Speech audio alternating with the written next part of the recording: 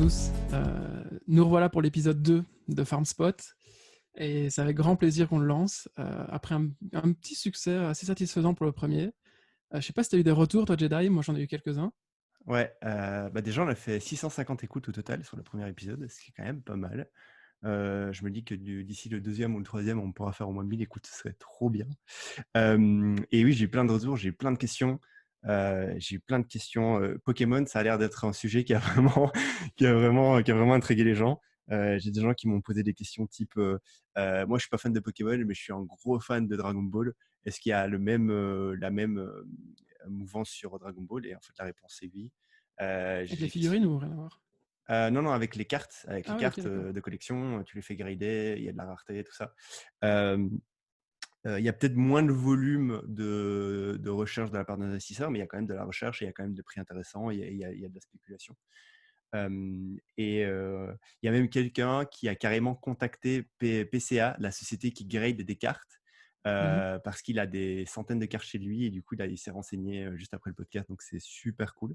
Et dernier feedback, enfin, on en a fait plein, mais une autre question que quelqu'un m'a posée, c'est des questions par rapport à Zip School parce qu'il aimerait bien lancer un copycat en France.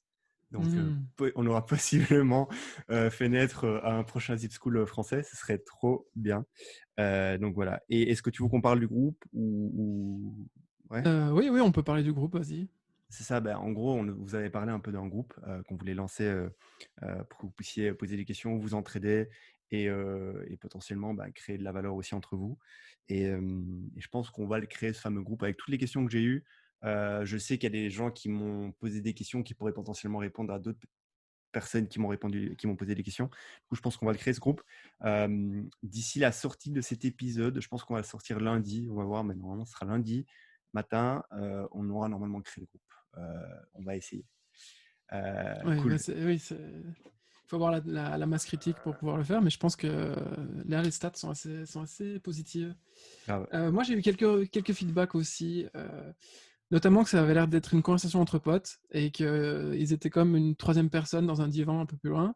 Tu as Grave. eu aussi ce genre de feedback, donc Grave. ça fait plaisir.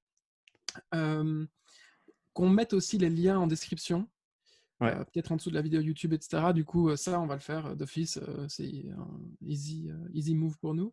Ouais. Et sinon, j'ai aussi quelqu'un qui. Enfin, du coup, j'ai pas mal de gamers autour de moi. Il y en a quand même quelques-uns qui game pas. Et je pense même qu'il y en a qui game pas et qui n'ont pas compris, qui n'ont pas osé le dire. Mais du coup, ils se demandaient un peu ce que c'est un farm spot.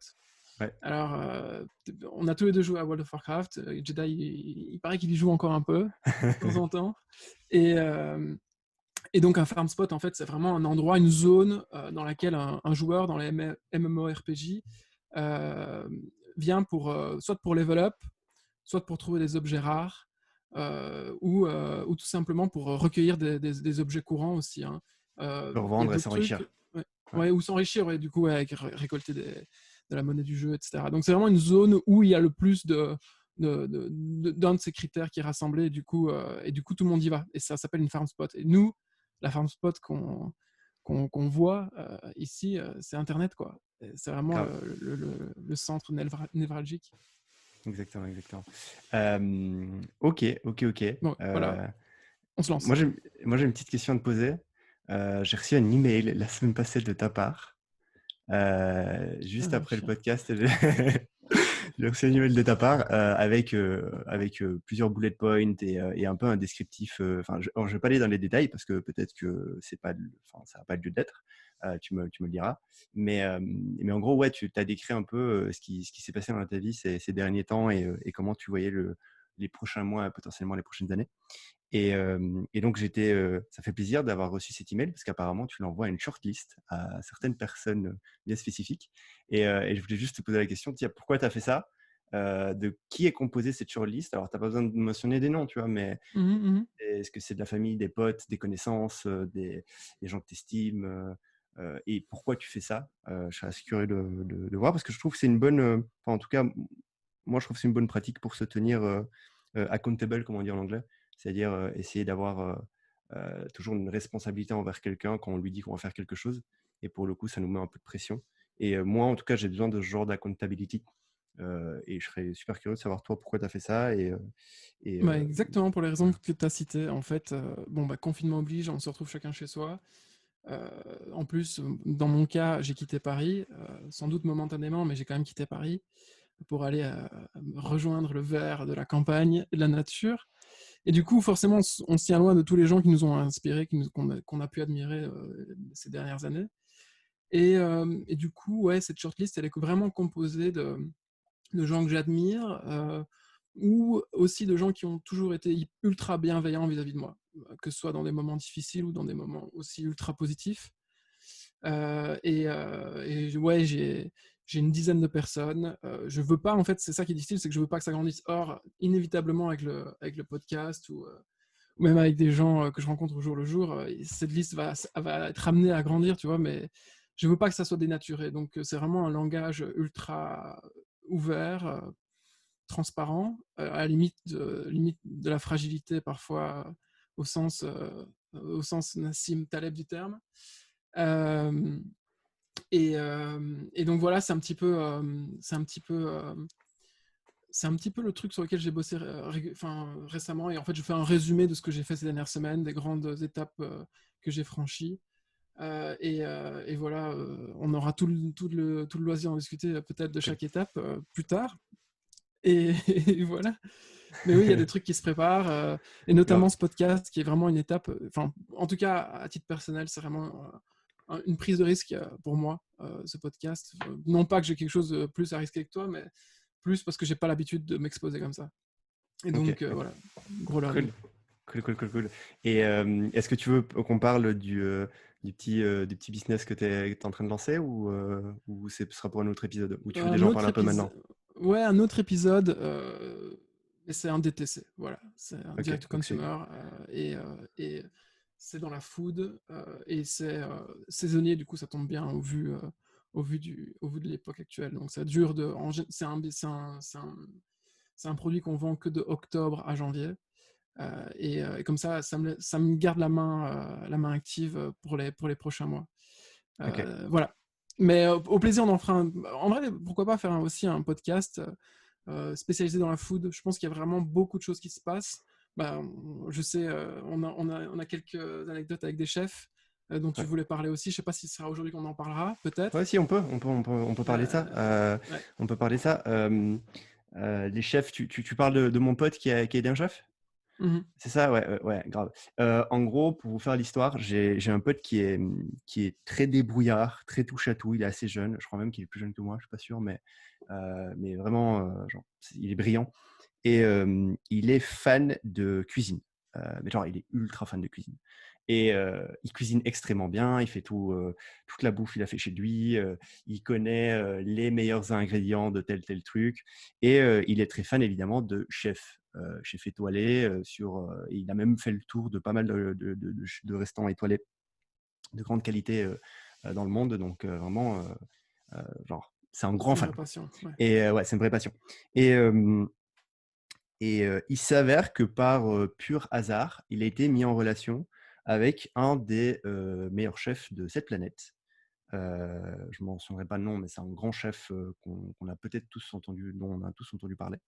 Et en fait, ce chef-là avait un restaurant étoilé, et il s'avère qu'avec le coronavirus, les restaurants un peu de luxe se sont vus se faire défoncer pour une raison assez évidente, c'est que même quand il y a eu la réouverture des restaurants, c'était très dur pour eux de réouvrir parce qu'il n'y avait pas de touristes. Et il s'avère que quand tu as un restaurant 3 étoiles, que ton menu il est à 300-400 balles, qui vient manger chez toi? Déjà, les gens ne viennent pas à midi. Donc, déjà, il y a peu de monde qui vient à midi, ils viennent plutôt le soir. Et qui vient chez toi? Ben, ça va être des touristes, très souvent. Des touristes fortunés qui viennent manger chez toi. Et en fait, là, bah, c'était impossible. Et du coup, c'était plus malin pour eux de shut down que d'essayer de continuer à ouvrir pour avoir un service par jour. Et du coup, il fallait qu'ils trouvent un moyen de continuer quand même à vivre, de continuer à monétiser un peu son expertise de chef et sa renommée. Et du coup, mon pote, il s'est allié à lui. Ils ont lancé en 48 heures un e-commerce qui vend certains produits alimentaires qui sont produits et fournis par ce fameux chef. Ça a cartonné, sold out en quelques minutes suite au lancement. Pourquoi c'était sold out? Parce que ce fameux chef est très connu sur les réseaux sociaux de par sa notoriété. Et genre, ça a été vraiment un sold out instantané. Genre, il m'a dit ça a pris quelques minutes pour être sold out. Et quand on parle de sold out, c'est plusieurs milliers d'euros, quoi. Et donc, en Mmh. fait, c'est génialissime. Et pour le coup, je pense qu'on avait découvert une boîte il y a quelques semaines qui justement aidait une certaine population à, à lancer des sources de revenus autres que celles qu'elles avaient déjà. Je ne sais pas si tu veux en parler un peu. Ouais, alors ça s'appelle Global Belly. Et j'aimerais bien parler aussi du process qu'on a chaque année, enfin pas chaque année, plusieurs fois par an d'ailleurs, à chaque saison de YC. En fait, il faut savoir, donc on en a parlé la dernière fois, YC, c'est cette fameuse start, quelque part, ouais, Incubateur un peu. incubateur, ouais, Ouais. situé aux States, qui accueille des startups. Et donc, du coup, les startups qui veulent postuler à YC, qui veulent candidater à YC, ben, font des petites vidéos, postent sur les réseaux sociaux, etc. Donc, c'est très facile de trouver un petit peu C'est ça, quels en sont gros, les... c'est Ouais. ça exactement. Donc en fait, pour pouvoir postuler, il faut faire une vidéo de soi pendant X minutes, il faut parler de certains sujets, enfin d'une certaine Très façon. cringe d'ailleurs, les Et vidéos, la plupart du temps. ouais. Et en fait, il les publie sur YouTube pour les hoster et pour les envoyer à YC. Il s'avère que quand tu publies une vidéo sur YouTube, tu peux la masquer. Donc il y en a qui masquent leur vidéo et l'envoient à YC. Donc il n'y a que YC grâce à ce lien-là qui peut y accéder. Et puis il y en a, la plupart des gens ne les masquent pas.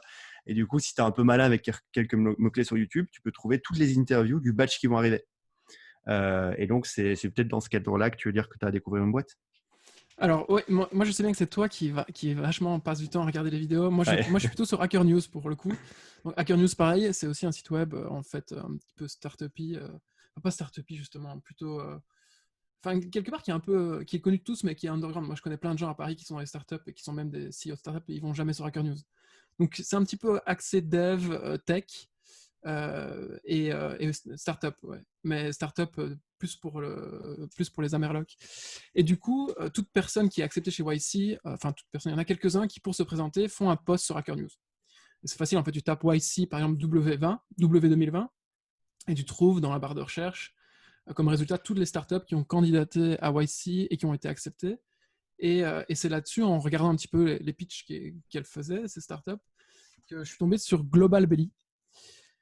Alors, je sais plus comment. C'est globalbelly.co, je pense. Je suis pas sûr. On vous mettra ça dans la description. Ouais, on mettra ça dans la description, on fera l'exercice comme vous nous l'avez demandé. Voilà. Et Ouais, du coup, ça fait quoi Global Global Belly, Belly? en fait, c'est une boîte qui a été lancée par deux meufs qui permet en fait pour les influenceurs ou les créateurs de contenu au sens large du terme, une fois de plus, on parle pas de Nabila là, on parle vraiment de personnes qui ont des passions, qui ont mis des années à construire une audience et qui veulent maintenant monétiser cette audience-là, mais qui soit n'ont pas le temps, pas les compétences ou pas l'argent C'est ça. pour lancer leur propre ligne de produits. Et donc, eux, Global Belly, ils sont vraiment spécialisés, comme son nom l'indique d'ailleurs, dans la food, et plus particulièrement vraiment je dirais dans la pâtisserie. Hein, c'est un peu ça. Et en fait, ils proposent des kits do-it-yourself au nom et brandés par chaque influenceur. Et ils rassemblent tout ça sur leur site web. Et ça, c'est un coup de génie, on trouve. On a fait un truc, c'était un coup de génie avec Jedi. C'est Je sais ça. pas si toi, tu avais d'autres trucs. Qu'est-ce qui t'avait marqué dans ce Ouais, concept? en gros, ce qui est super intéressant, c'est qu'en fait, Global Belly a inversé toute la complexité qu'il y a quand tu crées une boîte direct to consumer. Trouver un produit à vendre, le brander, t'occuper de la logistique, c'est chronophage, c'est relou, mais c'est pas compliqué. C'est pas de l'étape compliquée d'un business. Ce qui est compliqué, c'est la distrib, c'est trouver des clients et arriver à matcher un coût d'acquisition par client avec la marge que tu fais sur ton produit et être Hmm. profitable. Après, il y a d'autres problèmes de scaling, etc. Mais fondamentalement, c'est ça, c'est la distrib reste quand même le problème fondamental de ce genre de boîte. C'est trouver un produit qui matche avec un client et arriver à le rendre rentable et lui vendre et faire ça à l'échelle. Et en fait, ce qui est intéressant avec Global Belly, c'est qu'eux, ils ont craqué le modèle. Ils ont dit, bah, en fait, la complexité de distribution, on ne va pas s'en occuper. On va laisser les influenceurs le faire. Je dis influenceur, je n'aime pas ce terme-là, plutôt le content creator le faire. Donc, en fait, qu'est-ce qu'ils font? Ils ciblent, ils essayent d'avoir comme clients des content creators qui ont au minimum, je pense, 50 000 followers sur les réseaux, que ce soit sur YouTube ou sur Instagram, je pense, ou TikTok. Je ne sais pas si c'est ça, non? Je pense les chiffres, c'est 50 000. Je sais pas, je pense pas qu'il y a un seuil, mais ils disent justement à un moment, enfin dans leur description ici, pardon, sur Hacker News, ils parlent justement du degré de différence qu'il y a en termes justement de distribution entre un influenceur à 100K et un influenceur à 500K, il est minime en fait, la différence est Ok, minime entre les deux. ok. Mais Donc en gros, je ils pense veulent. que ouais, c'est ça, il n'y a pas de seuil. Ok. Mais par contre, il faut quand même avoir Oui. une certaine masse critique. Et, euh, et du coup, ouais, l'idée, c'est de proposer à ce content creator. On va choper tes datas, donc on va se plugger à ton Instagram, ton YouTube, etc. On va regarder ton audience, elle ressemble à quoi? C'est quoi ce qu'on appelle le persona de ton audience? Mhm. Nous, on a une expertise, on fait des études de marché, etc. Donc, on va te proposer des produits que tu pourrais potentiellement vendre à ton audience. Nous, on a vété grâce à des datas qu'en fait, c'est des produits qui se vendent à ton audience. Et on va les brander à ton nom. Donc, on va s'occuper de trouver le fournisseur, faire les livraisons, les étiquettes, le logo, tout ça, tout ça. Et on va le mettre sur notre site, donc globalbelly.com ou .co, je sais plus. Et on vous le partagera. Et c'est sur ce site-là que tu vas renvoyer les gens. Donc, tu vas le mettre dans ta bio Instagram, tu vas faire des stories, tu vas le mettre dans tes vidéos YouTube, tu parleras de notre site à nous. Et alors, ce qui est super, le coup de génie dont tu parlais, que je trouve génialissime, c'est qu'en fait, ils sont en train de créer le Amazon des content creators. Pourquoi? Parce que premier content creator, en fait, il y a une notion de compound effect, d'effet composé. Le premier le créateur qui est sur la plateforme, lui, imaginons, il a son produit sur la plateforme, il distribue grâce à ses réseaux sociaux et il ramène, je sais pas moi, 10 000 visites. Potentiellement, tu prends 2% de conversion en moyenne dans l'e-commerce, il y a 2% qui convertissent. Le deuxième influenceur qui sera onboardé et qui aura son produit sur la plateforme, il va Il va en bénéficier. potentiellement, exactement, c'est-à-dire que lui, il va ramener peut-être 20 000 personnes, mais en fait, les 20 000 personnes vont également découvrir le produit du premier et les 10 000 du premier vont découvrir les produits du deuxième.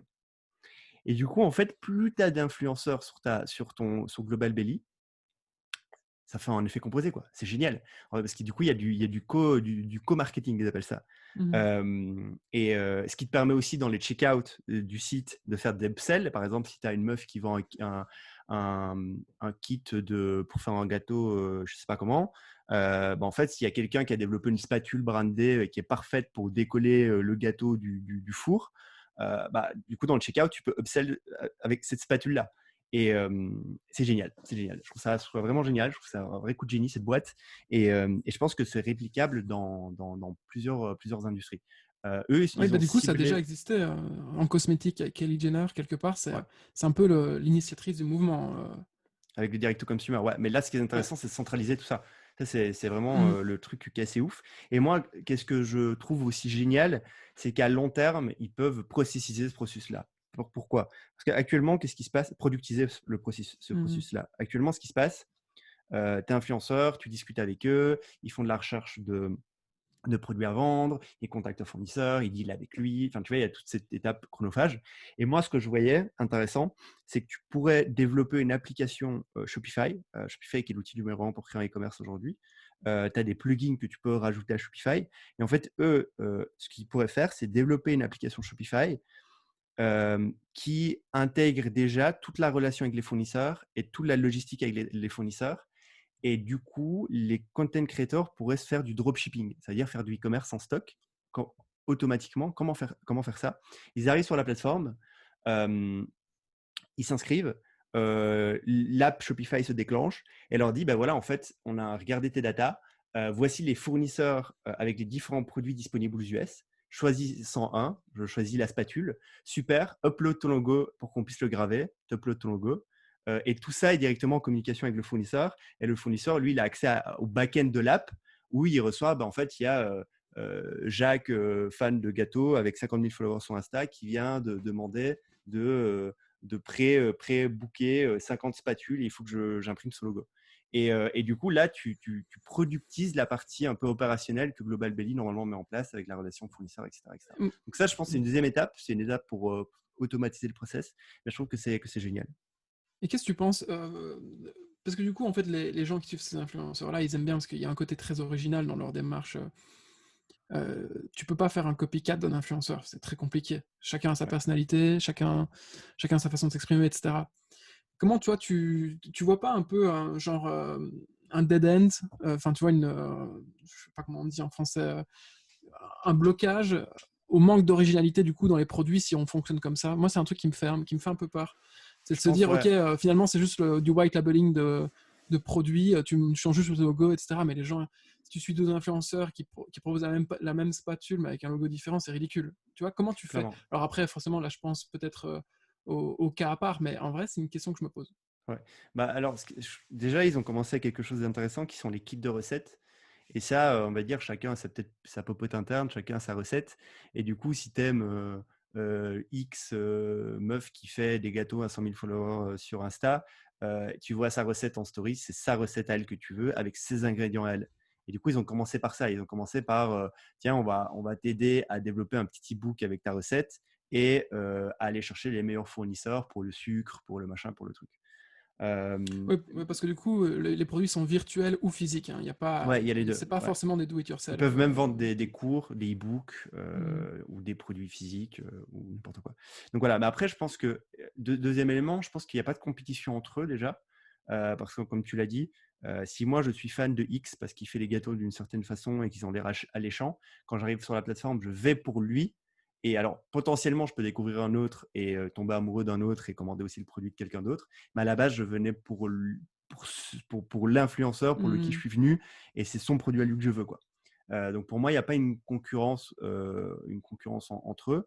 Et après, pour l'innovation, enfin, comment faire pour que les produits ne se ressemblent pas, là, c'est un vrai travail. Et j'ai pas de réponse, à vrai dire.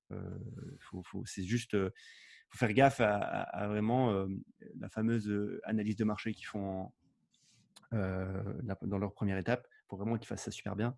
Et pour pas faire un copier-coller comme tu l'as dit.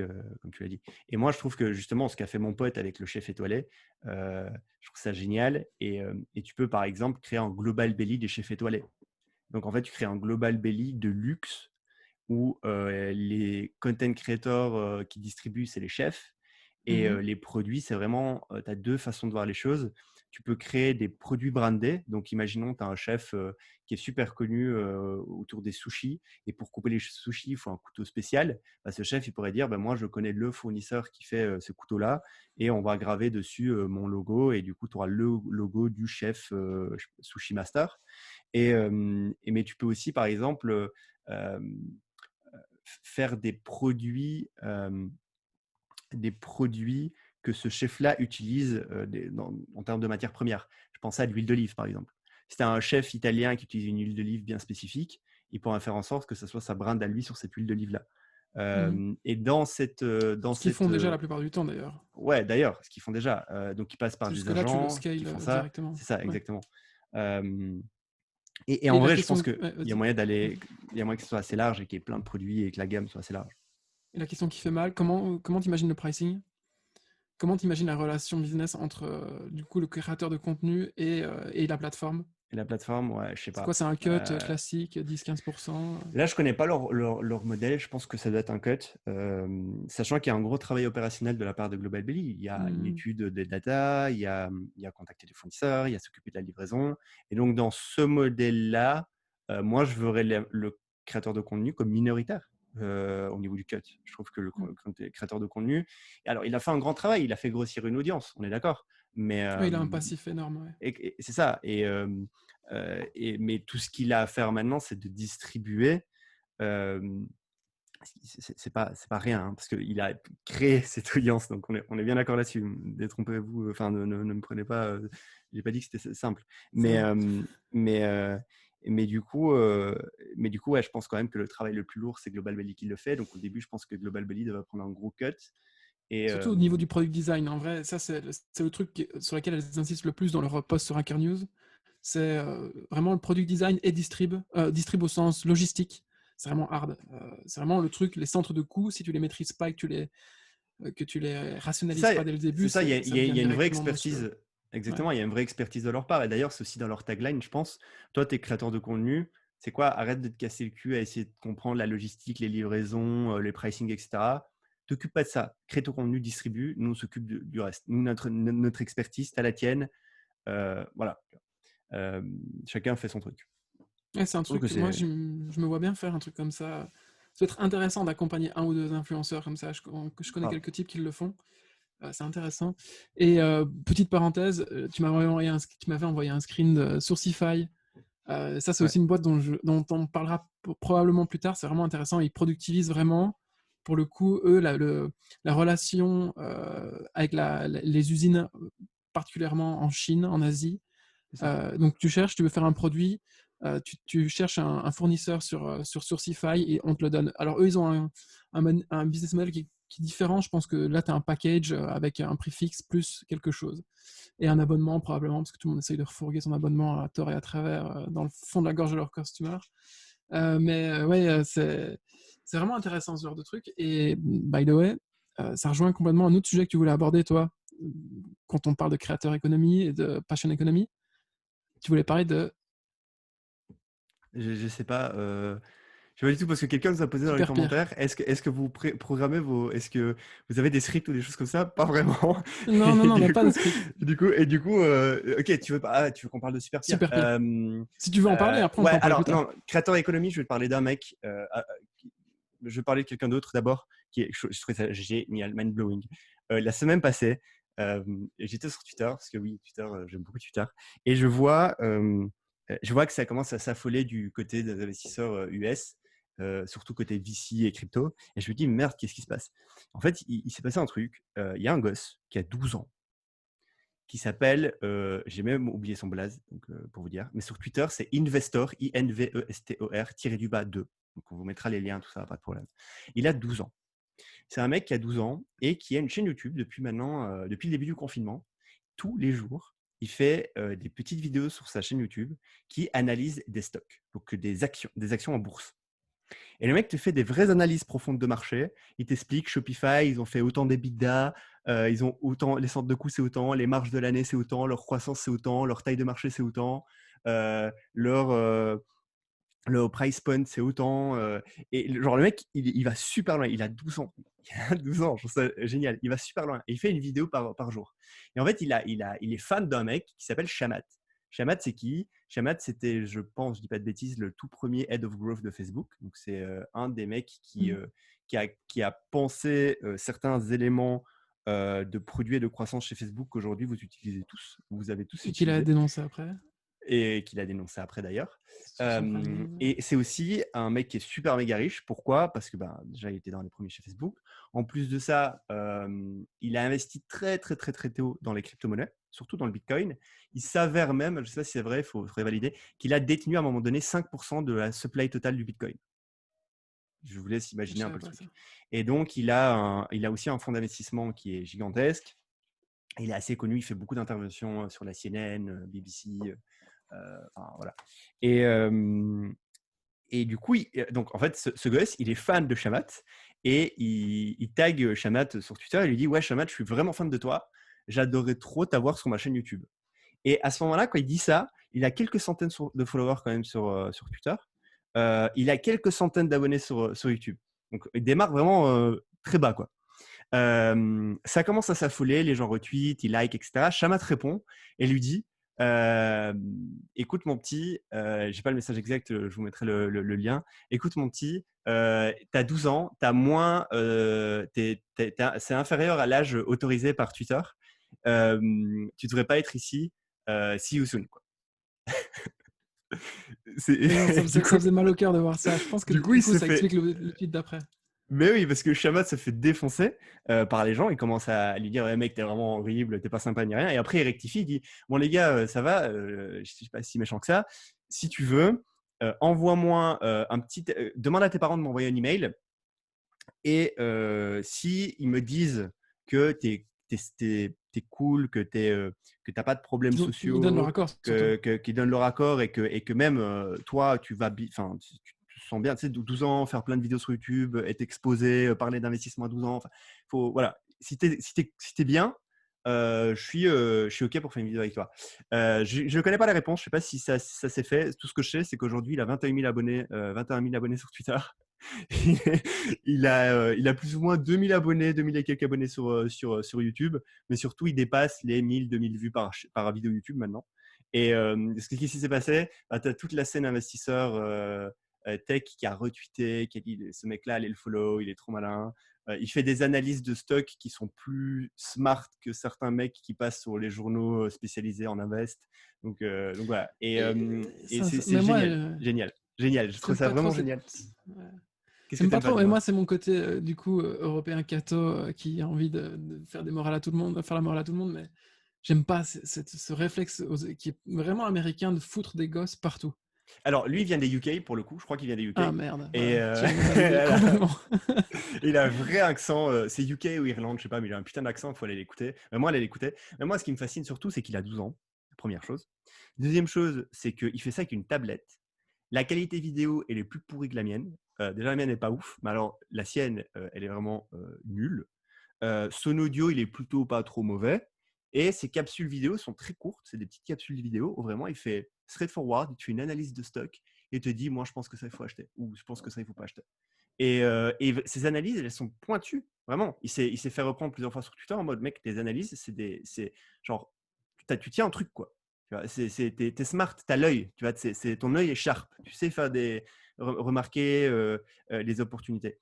Et surtout, ce qui est aussi intéressant, c'est que donc ouais, Sharp et qu'il a commencé au début du confinement, du premier confinement. Enfin, tu te rends compte que le mec, ça fait même pas un an qu'il investit, enfin qu'il s'intéresse à l'investissement et il crée déjà du contenu. Donc en fait, lui, il a fait quelque chose qu'on devrait tous faire, c'est de créer du contenu en apprenant. Souvent, les gens se disent, Ouais, il faut que je crée du contenu documenté. le jour où je suis un expert. Non, non, non, non. Tu crées du contenu en apprenant et tu documentes ton processus d'apprentissage. Et c'est exactement ça qu'il a fait. Il a commencé très vite, dès son premier investissement, il a commencé très vite et à documenter. Et en fait, il en apprend tout le temps. Et il dit, je lis des blogs, je lis les statements de chaque boîte chaque année sur les reports de ce qui s'est passé. Je lis des blogs, je suis beaucoup Twitter, je regarde des vidéos d'autres investisseurs et j'apprends comme ça et j'apprends des erreurs aussi des autres. Moi, je fais des erreurs parce que lui, il investit, skin in the game. Il investit aussi et il fait des erreurs des fois et il essaie de comprendre pourquoi il a fait des erreurs et faire le lien avec les médias. Et, enfin, donc, il y a un vrai travail, quoi. Et je trouve ça fascinant qu'à 12 ans, il ait compris le fait de documenter son parcours d'apprentissage au lieu de se dire attends, j'ai 12 ans, j'attends d'avoir 18 ans, d'aller à l'UNIF, de faire une putain d'école en éco et de finir dans un hedge fund pour commencer à parler d'investissement, quoi. Oui, oui, Donc c'est trop. pareil, Et inversion. surtout, ce qui est très malin avec ce qu'il a fait, c'est qu'il va très vite finir dans un hedge fund avant même de faire des études pour du parcours classique, quoi. Enfin, c'est Ouais, sur c'est ça qui sûr. est intéressant. C'est ce qu'il est en train de faire. D'ailleurs, il y a eu plein de tweets. Lui, son rêve, parce qu'à un moment donné, il a réussi à interviewer Anthony Pompliano, qui est un des meilleurs podcasteurs autour de la crypto. C'est aussi un mec qui détient beaucoup de Bitcoin et un peu à la chamette, et un peu moins, je pense, quand même. Mais il est super connu autour des cryptos. Et le mec lui a dit, tu sais, c'est quoi ton rêve? Il dit, mon rêve, c'est de travailler dans un hedge fund et de gérer, je crois que c'est 100 millions par an, ou 100 millions sur tout le hedge fund. Et genre, il dit, putain, c'est un sacré truc. Et lui dit, ouais, mais moi, non, je vais te poser, genre 100 millions, et je veux juste les gérer et faire du profit. Il a 12 ans, tu vois, et il explique ça. Et c'est génial. Et, Tu sais et tu vois, que je j'ai lu pense le. qu'il va très vite Ouais. y arriver, quoi. Il va y arriver plus vite que quelqu'un de classique, quoi. Donc vas-y, dis-moi.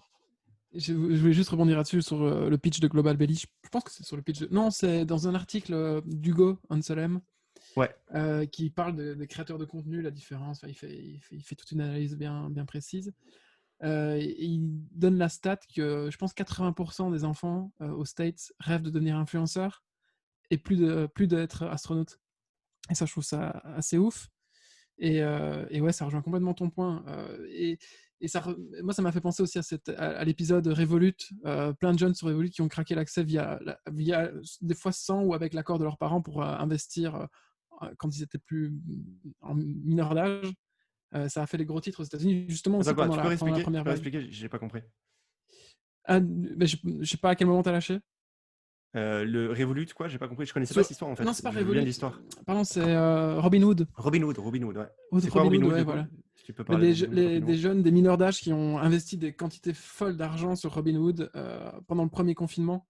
Ça a fait les gros titres aussi sur Twitter, etc. Ouais. Des fois avec des dérives. Donc Ouais, c'est super Robinhood, c'est une intéressant. app, pour ceux qui Ouais. savent pas ce que c'est une app qui permet d'investir dans le stock market et pas que maintenant. aux US. Elle n'est pas encore ouverte. Là, elle vient d'ouvrir au UK, ou elle est en train d'ouvrir au UK, mais elle n'est pas encore ouverte. Et du coup, pendant le premier confinement, le marché a beaucoup bougé. Et du coup, il y a effectivement, je crois que le volume de trades sur Robinhood, il a explosé. Et surtout, c'est pas genre du trade de gens qui tradaient déjà, mais c'est le volume d'entrants de nouveaux traders.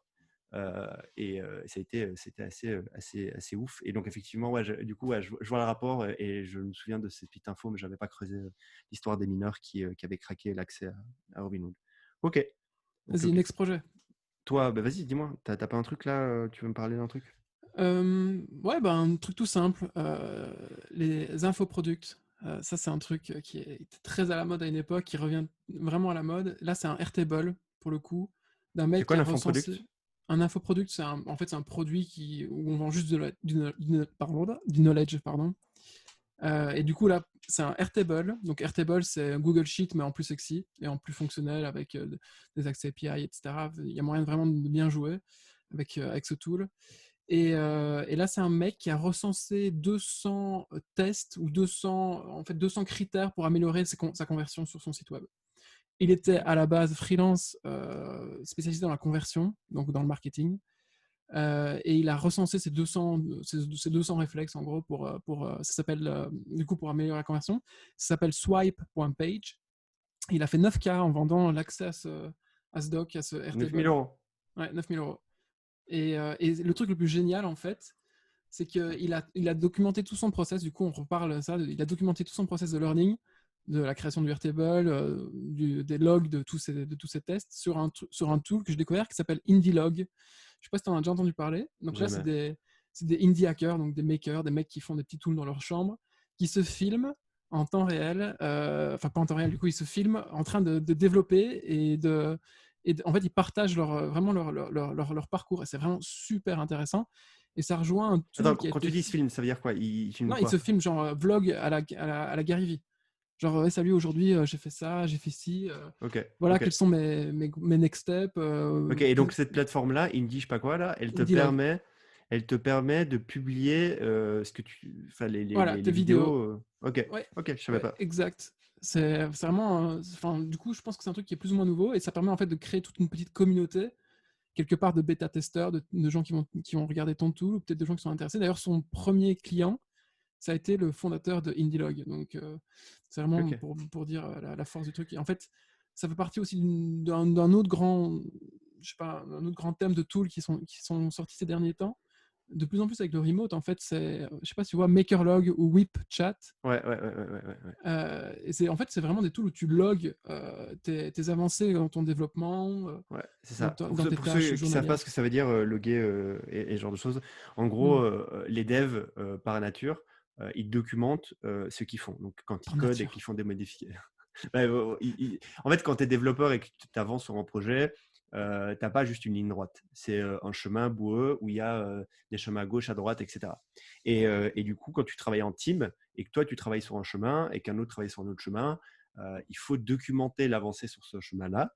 J'essaie de faire une analogie qui est qui est un peu complexe. Il faut que tu documentes ça pour pas que les autres devs qui travaillent avec toi ou qui vont te rejoindre se paument ou vous contredisiez dans ce que vous faites et ce genre de choses. Et du coup, il y a une grande plateforme qui s'appelle GitHub qui est l'outil que tous les devs, je pense que tous les devs l'utilisent GitHub, GitLab, ouais, aussi. ouais, pour enregistrer leur avancement sur leur code. Et donc, des fois, c'est public, des fois, c'est pas public. Et en fait, si tu peux inviter un autre développeur et lui dire, bah, tiens, dans cette branche-là, toi, viens et travaille là-dessus. Et ça permet aussi euh, à ton manager, aux autres devs, de voir ton avancée, le progrès que tu as entre le point A et le point B. Et du coup, là, si j'ai bien compris, Makerlog, je vois ce que c'est. Whip, plutôt, je vois ce que c'est. C'est genre, toi, et en fait, Whip a voulu transposer ce principe-là de montrer le cheminement de ton parcours et de le documenter de façon simple, dans une interface super simple où quelqu'un peut arriver et voir, OK, bah, tu avais un objectif B, bah, en fait, c'est bien, tu as fait A point 1, A point 2, A point 3, A point 4, et tu es bientôt à B, ou tu as déjà achieve B, maintenant tu es sur C. Et, et du coup, WhipChat fait ça, je sais. Et du coup, tu en as mentionné un autre, c'est quoi? IndieLog, WhipChat, et le dernier, c'est MakerLog. Donc, Ok. Ouais, c'est vraiment toute cette tendance-là à construire en public. C'est Ouais, build in ouais, public, c'est c'est ça. vraiment, C'est ça, parce c'est un qu'encore une truc fois, qui est hyper. ces plateformes-là, elles ont pour objectif, par exemple Créer une WeChat, audience, ouais. c'est ça, c'est que les autres puissent voir que tu avances, puissent voir aussi que tu n'avances pas, et du coup, ça te met un peu une pression. C'est un peu ce truc d'accountability, c'est un peu ce que tu fais avec la boucle est fermée avec ton email. C'est que ça te permet de t'exposer à des gens que tu estimes ou qui sont dans ton domaine et de dire, bah voilà, regarde, je voulais atteindre un objectif, je suis en train de travailler pour l'objectif. Si je ralentis, tu peux le voir et du coup potentiellement me faire des remarques ou bien me dire qu'à un moment donné dans mon objectif, c'était pas le bon, ce genre de choses. Et Build un public, c'est un peu ça. Et ces plateformes t'aident à faire ça, quoi, à t'exposer un peu devant la population. D'ailleurs, le fondateur de WeChat, il est vraiment cool, ce type. C'est Marc, je sais pas quoi. Pareil, on vous mettra en description. Je sais pas si tu te rappelles, il avait fait il y a quelques mois ou quelques années un tool. Enfin là, du coup, je redécouvre en même temps qu'en discutant avec toi. C'est un tool où, pour pouvoir poster un message sur un mur, tu devais payer 1 $ ou 2 $ en fonction du nombre de lettres ou Ouais, de caractères. Ça avait fait un de ces buzz, ce truc, c'était un truc de malade. ouais, j'ai oublié Vraiment, le ce nom, mais type ouais, je a me l'art souviens. de trouver les trucs qui attirent et qui sont, en fait, dans lesquels la croissance est inscrite dès le début, quoi. C'est incroyable. Ouais, grave, Parce que du coup, WeChat, pareil, grave. tu le Et fais du parce coup, que juste d'autres pour gens le reprendre payent. le mec du Airtable, là, donc il a fait 9K et quoi, là, il fait plus d'argent? Qu'est-ce qui se passe? Je sais pas, il a un blog, pareil, je le linkerai, où il explique un peu ses avancées, etc. Mais du coup, un infoproduct, ça peut rester là pendant 10 ans, hein, c'est pas grave. Ouais, Il n'y non, a pas clairement, besoin clairement. de le maintenir, Mais etc. j'étais juste curieux de savoir Ouais, je sais pas trop ce qu'il devient. Ok, ok, trop bien. Et donc, en gros, c'est un Airtable où il recense des infos et Ouais, les gens payent exact, pour avoir accès à cette curation d'informations. exact. Euh, Je sais que ça se fait dans plein de domaines. Je ne connaissais pas celui-ci. Mais ok, ok, ok. Trop cool. Je suis sûr qu'en cours de route, on en aura plusieurs qu'on pourra partager. Qu'on pourra partager. C'est quoi la dame aux Euh, échecs? la dame aux échecs. Il Si nous tu reste veux en combien de temps là? parler. Il reste combien de Il nous temps? reste 17 minutes. On est bon là. Ok. Dame aux échecs. Vous savez tous, peut-être pas, et il ne faut pas que j'ai des présomptions comme ça, mais sur Netflix, il y a un show qui explose, qui cartonne vraiment, qui s'appelle La Dame aux échecs. C'est un show qui montre une meuf dans les années je ne sais plus combien, qui s'intéresse dès très jeune au domaine des échecs, qui commence à jouer et qui en fait devient super méga forte. Et en fait, et surtout, elle évolue dans un milieu où il y a peu de femmes, c'est presque que des hommes. Et surtout, il y avait la guerre États-Unis-URSS au niveau des échecs. Et pas que des échecs, en fait, il y avait juste une guerre permanente entre les deux pays. Et du coup, dès qu'il y avait un talent dans un domaine, que ce soit dans les JO, dans les échecs ou autre, aller sur la Lune ou quoi, dans certains pays, ben, il fallait absolument l'exposer pour que l'autre continent puisse voir qu'en fait, nous, on est meilleurs que toi. Et donc, dans les Hmm. échecs, c'était un vrai truc. Tu vois, il y avait des grands champions russes, il y a eu des grands champions américains. En Europe, on est aussi très bon là-dedans. Et pas que, en Afrique aussi, et ainsi de suite. Et, euh, et, euh, et du coup, ça montre un peu la vie de cette meuf qui devient, qui est de personne orpheline à quelqu'un d'extrêmement connu, de plutôt bien fortuné. Et ça montre un peu sa vie. Mais en gros, la mise en scène, elle est géniale. Et surtout, elle te parle de type la défense sicilienne, qui est une stratégie de défense dans les échecs. Elle te parle de plein d'autres choses et tu les vois souvent jouer. Et en fait, c'est Netflix, quoi, tu vois. Donc, il y a un truc qui fait que tu es dans le jeu, même si tu comprends pas le game, quoi. Tu comprends pas les échecs et tu vois que ça bouge, que machin truc, qu'il y a les regards qui se font. Donc, tu es vraiment dans le truc, quoi. Et tu te dis, putain, ça a l'air génial, tu vois. Ça a l'air vraiment fin et en même temps très agressif. Et tu vois, c'est vraiment bien fait. Et en fait, ce show a été vu, il est sorti il y a un mois, je pense. Il a été vu 62 millions de fois. C'est énorme. Et depuis, tout le monde parle d'échecs. Le volume de recherche des échecs sur Google a triplé. La vente de plateaux d'échecs a explosé dans le monde entier. C'est pas genre qu'aux US, dans le monde entier. Sur mon Twitter et sur mon Insta, j'ai au moins tous les jours une nouvelle personne qui montre une petite photo de son petit plateau d'échecs qu'il vient d'acheter et qui est en train de jouer aux échecs. Et donc le volume a monté et du coup les chaînes YouTube et les streams sur les échecs ont explosé. Le streaming sur les échecs, aujourd'hui, si vous allez sur Twitch, plateforme numéro 1 pour le streaming, vous allez voir que dans les top catégories, il y aura les échecs et que genre il y a beaucoup, beaucoup, beaucoup de viewers sur les échecs. Et les chaînes YouTube d'éducation sur les échecs ont explosé. Les cours de vente, alors j'ai un peu creusé du coup, tu vois, j'ai commencé à regarder des chaînes YouTube parce que moi je voulais apprendre les échecs, j'ai commencé à regarder des chaînes YouTube. J'ai regardé un peu les sites, tu sais, les funnels de vente de certains formateurs qui sont plutôt bien faits, honnêtement. Il y en a qui bossent super bien. Tu pourrais te dire, ouais, les échecs, c'est un peu has-been, mais ma foi, les mecs, ils savent faire du marketing et créer des funnels de vente. Et du coup, tout ça a explosé. J'ai suivi une chaîne tout au début quand la série, dès que j'ai regardé le premier épisode qui était au début de la sortie de la série, il y a une chaîne, j'ai vu, elle a triplé le nombre d'abonnés et le Mhm. nombre de vues sur ses vidéos. Et donc, je trouve ça trop cool. Et surtout, ce que je trouve intéressant, c'est tiens, comment la luck, la chance dans ce domaine qu'est l'entrepreneuriat, elle est quand même, c'est quand même un putain de facteur, quoi. Souvent, on dit pour réussir, pour commencer à dégager de l'argent, réussir, être plutôt bien, vivre de ta passion, etc., il faut beaucoup travailler, ce qui est vrai. Faut, faut beaucoup travailler. Faut faire ça dans le temps, donc il faut être persistant. Et du coup, il y a toujours aussi une petite variable qui est la chance. Une Et grosse souvent, variable. Ouais. mais c'est ça, c'est que souvent on la met un peu de côté et tu vois, on dit ouais, la chance, c'est cool, c'est genre un petit multiple comparé aux deux premiers. Je pense quand même qu'être là au bon moment et au bon endroit, c'est quand même un putain de facteur, quoi. Et Bah, les plus typiquement Zip gros, School, ouais. ouais, exactement, comme Zoom. Zscaler, on a parlé la semaine passée, Zoom, ça a quand même en vrai, c'est un vrai paramètre, quoi. Genre la chance, c'est vraiment pas à négliger. Je pense vraiment que tu peux mettre deux personnes qui produisent la même chose. S'il y en a une qui a plus de chance que l'autre, ça peut être un no-brainer. Et là, pour le coup, ce qui est super intéressant, c'est le fait que tu vois, il y avait des mecs qui avaient des chaînes YouTube qui vendaient des cours sur des échecs. Ils avaient peut-être une certaine population qui était peut-être dans une certaine niche spécifique, un peu geek, un peu voilà. Et, et ils étaient petits, tu sais, ils faisaient quelques ventes, etc. Et là, tu as un show qui débarque, 62 millions de vues, ta chaîne YouTube fait x3, tes vues, elles font x3. Peut-être que ta vente de cours fait x3. Peut-être que maintenant, tu peux en vivre, tu vois. Ouais, Et ils étaient juste dans les parce que starting blocks et ils ont voilà, catch tu the vois, wave. et du coup, je pense que j'ai expliqué tout ça parce que je trouve ça fascinant comment un show peut faire exploser ton domaine.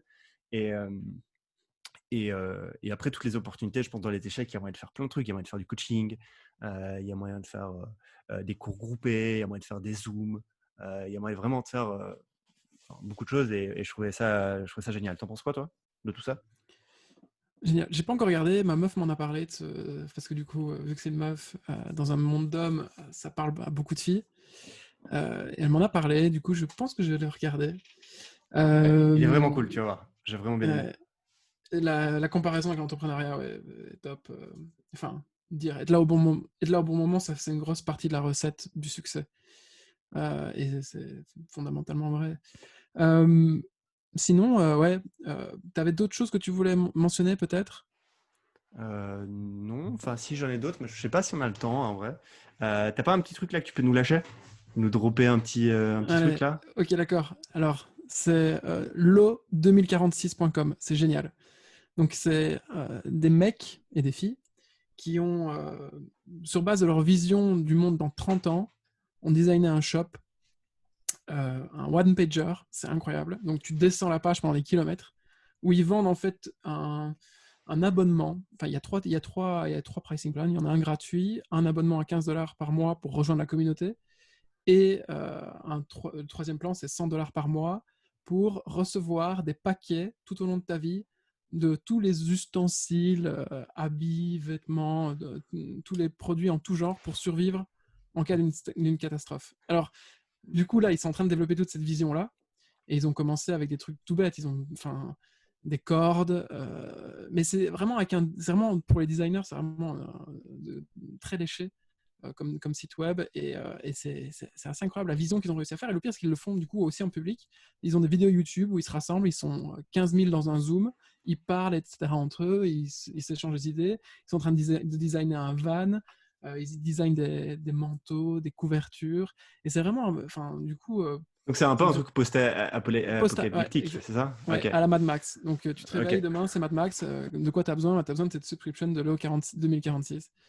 Et Ok. ils accompagnent ça aussi Et d'une tu petite reçois déjà les carte. produits maintenant ou tu le recevras le jour où il y a l'apocalypse? Parce que ça, c'est pas mal ça. Tu fais payer pour le jour où toi, tu fais une assurance. Alors, je pense qu'ils sont malins parce que du coup, ils ont fait genre le $100 par mois, donc le bundle, enfin le bundle de produits, il est plus dispo, Ok.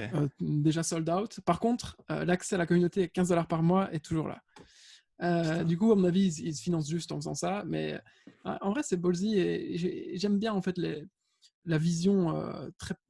Enfin, c'est pas que je me réjouis d'une vision à la Mad Max, mais je trouve ça assez du coup ballsy de prendre ce genre de position et de dire ok les gars dans 30 ans qu'est-ce qui va se passer, probablement qu'il va y avoir un monde post-apocalyptique, de quoi vous aurez besoin, et en fait il raconte plus une histoire que de créer des vrais produits pour survivre en cas de Mad Max, tu vois. Et Ouais, ouais. j'aime bien l'idée, j'aime bien l'histoire. Euh, et Après, tu sais, un bon branding, c'est quand on achète l'histoire, quoi, en tant que consommateur. oui, du coup Donc moi ouais, ouais. j'hésite à l'acheter en vrai. J'ai pas encore passé le pas. Bon, si tu achètes, tu nous feras Euh, les petites photos et on les partagera. et tu vois, ils ont un code de conduite. Ouais, enfin, en gros, ils ont une charte de la façon dont il faut se conduire et ils lâchent plein de trucs. C'est assez radical. J'aime bien, mais c'est pas fait par des mecs qui pensent qui sont des Collapsologue. 2 300 et des collapsologues. Enfin, si, il y a un Ouais. petit peu un côté comme ça, mais c'est vraiment, c'est plus pour des designers qui se font des nœuds dans la tête, quoi. Et ça donne super bien. En vrai, allez voir le site web, on vous le linkera aussi Ok, en détail. lourd, lourd, lourd. On linkera tout ça. Ok, je te propose qu'on. C'est pas mal là, combien de minutes là? 53 Cool, bah on va et arrêter là, non? 53 20 secondes. Ouais. Ouais, on va Trop arrêter cool. là et on vous link C'est- le groupe Facebook aussi, du coup, dès qu'on poste la Ouais, vidéo. on va s'occuper de faire Ou un ça. groupe Facebook ou autre. On- Ouais. Ouais, ou autre, de la communauté. Cool, bah écoute, c'était trop cool. On se voit la semaine pro. Ok, allez, Ciao. ciao.